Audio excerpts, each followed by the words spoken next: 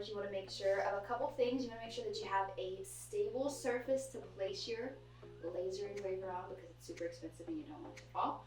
And then you also want to make sure that the space that you're working out of is close to a window that you can vent out of and an outlet that you can plug directly into. Should you encounter any problems or challenges along the way, just reach out to Glowforge customer service team.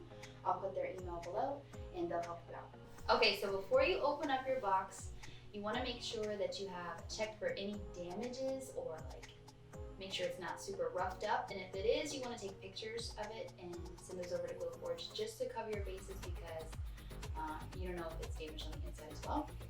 So as you can see, ours is pretty messed up.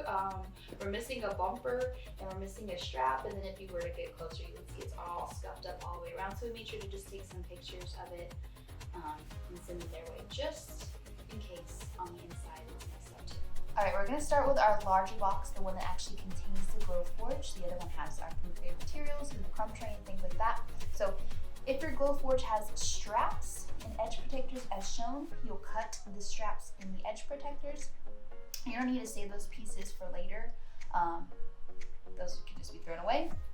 But everything else for this packaging you want to save because if not, you'll have to purchase it through Glowforge and it's about $250. Anytime you transport this machine, you're gonna want to make sure it's correctly packaged so that there's no damage happening to it. So just make sure you save everything, but this, you don't have to save this.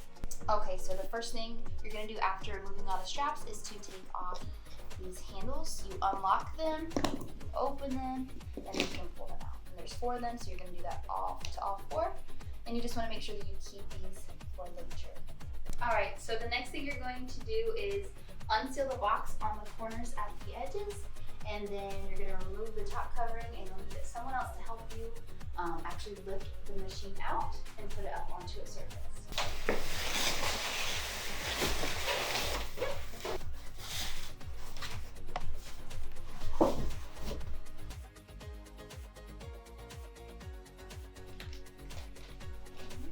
For the next step, you're going to open up the front door so you can remove this tape. And then on the inside, there's a bunch of little pieces. We're going to start removing the components that are these.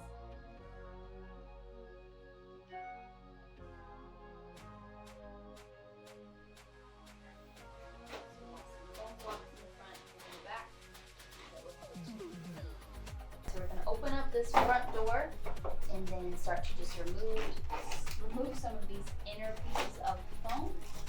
Kind of tricky to get out. Just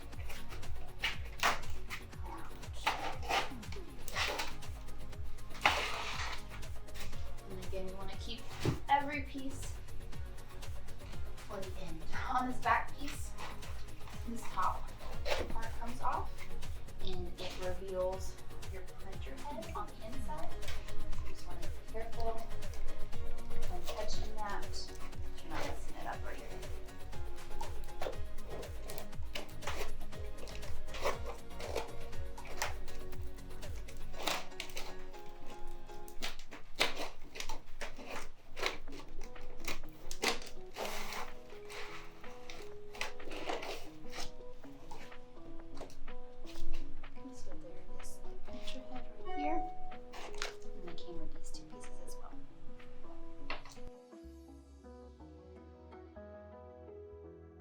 The next step is to unscrew these knobs that are in here.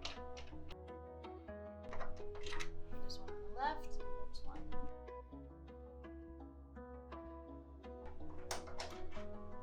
The next step you're going to do is you're going to take off this tape right here.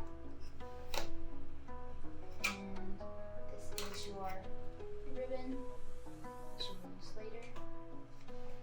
So this back in there. After taking off the tape, you want to remove this clip right here by pushing down, popping it out. And then you're going to gently push your laser head back and remove these 2 pieces right here. So now, holding only the finished black surfaces of your printer head, you're going to remove this orange cylinder piece. And then you are going to take the ribbon that's in here and you're going to snap it in to into printer head like so. Alright, so now we're going to take the printer head and we're going to push it directly to right here. It's going to snap into place. It's magnetized. We're going to go really slow. Feel it. Click that into place. The next thing you're going to do is set up your vent. So I recommend purchasing this piece on Amazon. It's just an extender that's going to make it a lot easier to actually put this on and clamp it down. So this piece just clicks right into here. You just push it on. And from there you're going to take your hose and attach it to this back side. Once it's attached on, I'm going to just for double safety measures, tape this down and then clamp it. Once the hose is attached, I'm going to tape around it.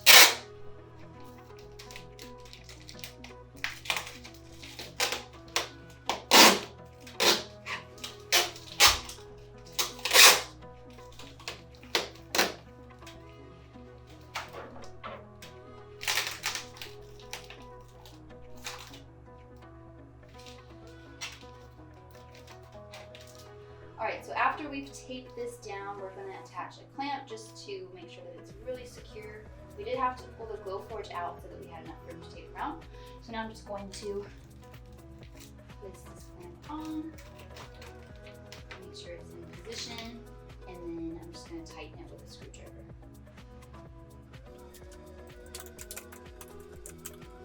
Alright, so the last step after you have hooked up your venting system, by the way, you can vent 3 ways, whether you are purchasing the Glowforge air filtration system, whether you are venting just directly through your window, or you're doing like we have done, which is purchasing an inline fan, which reduces noise. It just vents better.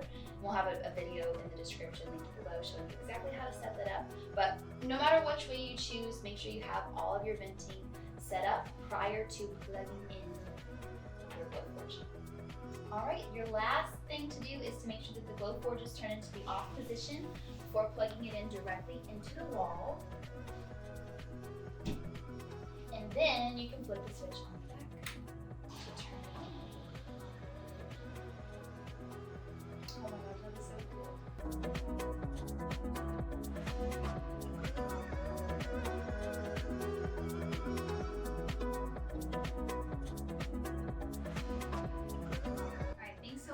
Watching our video on how to set up your Glowforge. We hope you enjoyed and you found it helpful. If you have any further questions, just reach out to Glowforge directly or you can comment your questions below and we'll get back to you. Additionally, you can subscribe to our channel for more tips, tricks, and Glowforge tutorials. We'll be posting videos pretty often to help you out. And you can also follow us on our social media pages that will be linked below. Thanks.